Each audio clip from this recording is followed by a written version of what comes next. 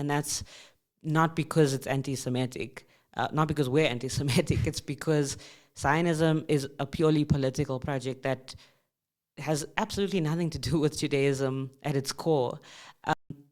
And I mean, that's been proven in its content of like what Zionism stands for, but also by the massive groups of Jewish people who have come out to say, nope, this is not representing us. This is not what our religion has taught us. This is just a political goal. And I think it's similar to how like colonization and even apartheid in South Africa, how they used religions to kind of get people on board. But anyone that cared to look a little bit deeper could see, actually, you're not really doing your religion. Just saying you are because you need a motivation for whatever other political goal you have.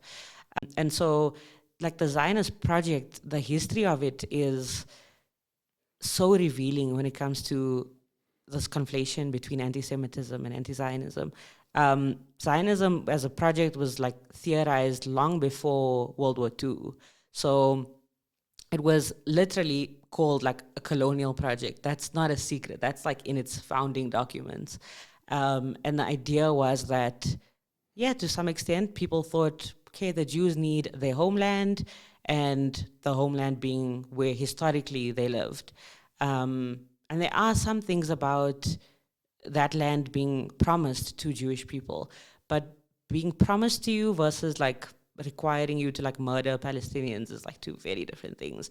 And here you kind of see the similarities between how the United States was created with the whole like manifest destiny.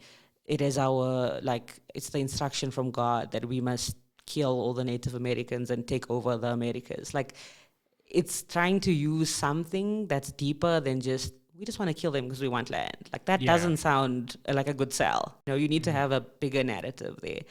And there was anti-Semitism, especially in Europe, which I guess gave credence to this idea of, okay, Jews do need to be safe. There were Jews living in Palestine before Zionism.